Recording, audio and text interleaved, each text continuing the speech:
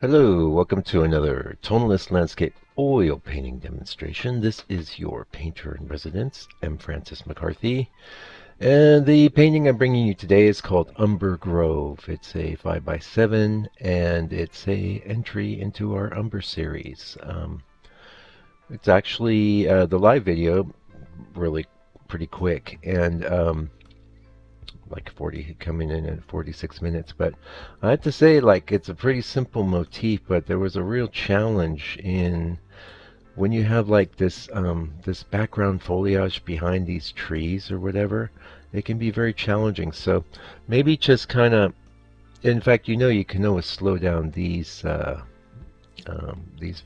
the 15-minute ones. I think YouTube gives you a choice there, or join the membership area and you'll get the live video where the struggle is real. You're there in real time, like a fly on the wall in the studio as I'm painting. And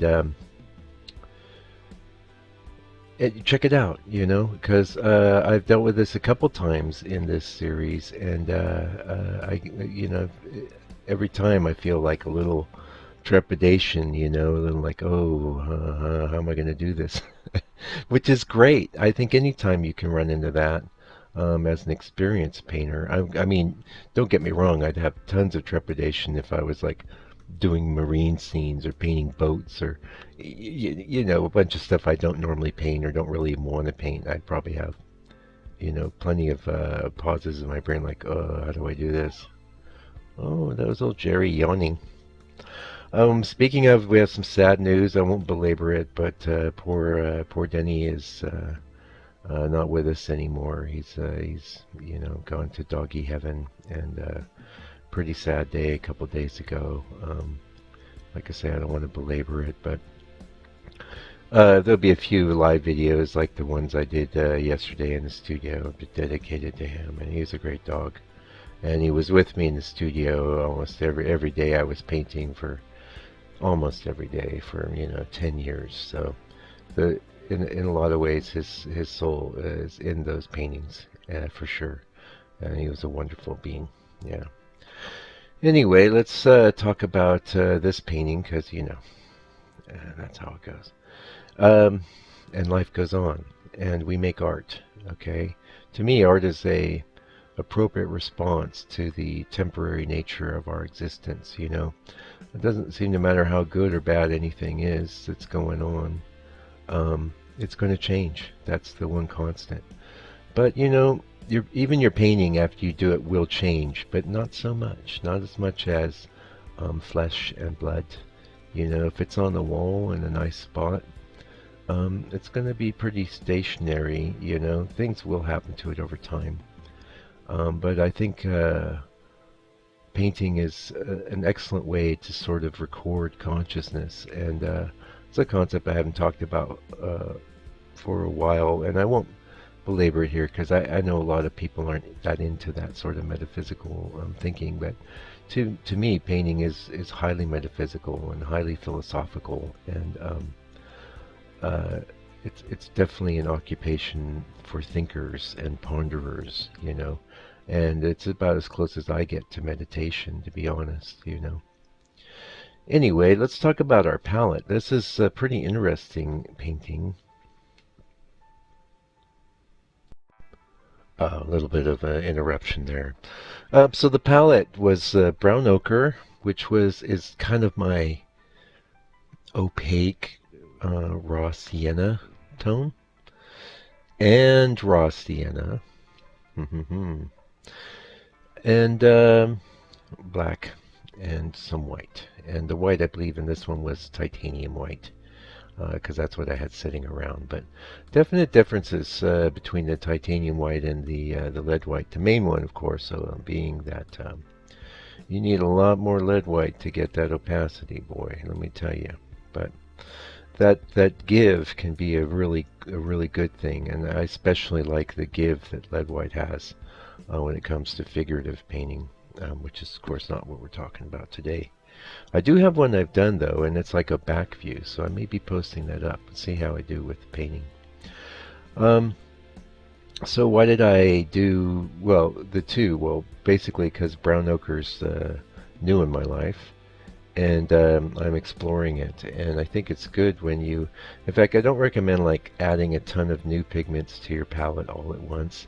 The problem with that is you kind of, you might just use it. You go, oh, I. Use some of this. I think it's good to like sort of explore a pigment at a time. Now I did, and brown ochre is going to be in my palette because it's very useful. But it doesn't have to be in my regular landscaping palette, landscape painting palette, not landscaping. I'm not a landscaper. Uh, or it could be if there's some left around. It's certainly very handy. So in my experience in doing this painting, like see the bits we're painting now, that's the mostly the brown ochre with some white, and it produced a really lovely sort of gray.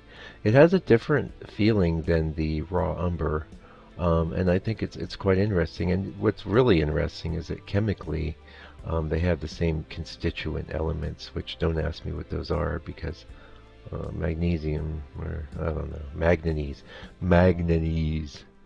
pops into my brain. But anyway, so this day that I painted this, it's just another one of those days I didn't have a lot of time to paint, and so much of that has been the case throughout the Umber series because I've had the illness with Denny, and then the puppy to deal with, and thank goodness for the puppy. It's been so awesome in this time to have a dog here, and to have some canine company. Oh, it's funny too is that I was never a dog person, and I never much cared for him. I didn't dislike him, but I wasn't one of these people that was pining for a dog. But I am now. That's all I am. So we're working our way through the Umber series. There's a few left to do. One thing is like in the reference it had I almost regretted it. I'd squeezed everything out on the palette, and then thought, green umber would have been better because the reference had that green umber tone. And this painting isn't about green umber, so I don't want to get too into green umber. But check out that green umber because if you're doing the sepia thing, it really gives you a bent that's not a red bent. Yeah. So what else we want to get into? Well, I'm working on this project I've been mentioning, and it's been going great. I have to say, it's been going pretty good. And I'm coming up on some parts of it that are going to be pretty daunting. But I just got through very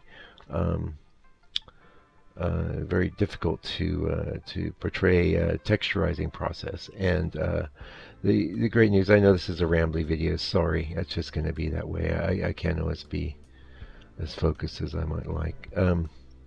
You're like, wait, we're already bailed, Mike. It's okay if you bail. You know me. I'm always here. If I got something you're interested in, great. Otherwise, and the other thing I always want to point this out to people is like, to me, the most important part of these videos is to see the painting coming together. The talking over the top, people get very focused on that, but it was just better than silence, and so I just started rambling over the top, and it's been a while now. And one of the big complaints in the early days, like I definitely try to keep things more focused because I've been doing this a while now, and I have an awareness of people, and also just for my own part, time is valuable, and you wanna maximize what you're viewing online. If you're not getting any value from it, you're just gonna click on the next video, and there's no shortage of videos to watch. And so I definitely appreciate the time you might spend with me. Just sometimes it is just rambling about what's going on in the studio. I try to do less of it now, though, and I try and keep things more focused and trying and always impart some valuable insights. And I think I actually already have in this video a little bit, although it's not earth-shattering. Talking about good old brown ochre. I will say brown ochre Duh, you know. I've been working with yellow ochre for 10 years, right? It was one of the first colors I added to my limited palette. It was just a very useful color, especially in skies, right? Because when you're pulling down into that lighter bit at the horizon, um, you get into the yellow, right? But it's not a strong yellow. And like trying to use something like cad, you know, you're gonna have to adulterate it quite a lot to get it to the point where it's not gonna be like too yellow. But yellow ochre always slotted in, so yellow ochre's been with me a long time. And I thought, oh, I mean, I knew there was such a thing as a brown ochre, but I'd never painted with it. I never got a tube. I never saw the need because I thought, oh, I can mix that color. And to be honest, it has been very useful in this sepia paintings, the Umber series for sure. And you know, I've been looking at a lot of art books from other people, you know, in alignment with what I'm trying to do, and it's very interesting. I have a really good book. I highly recommend. I'm still kind of looking at it, but I might do a bit of a review of it. And it's like, what is that called? Let me tell you now, because if you don't have it, I know some of you would want to go get it right off the bat. Those of you that are real dedicated. By Ken Salaz, Salaz, Landscapes in Oil. He's quite a good painter. It's a contemporary guide to realistic painting in the classical tradition. It's a pretty good book.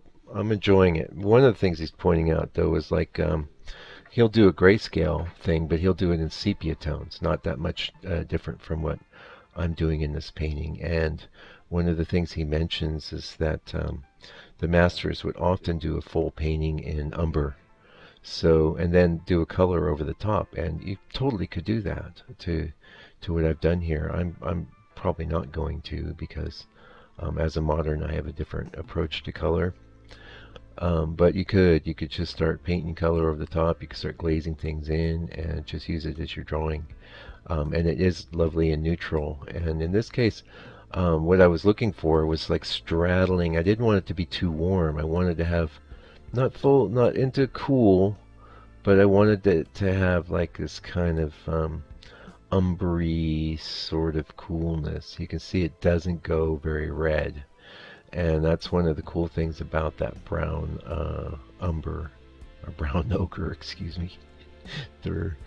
I know. Hey, I'm hanging in there, you know.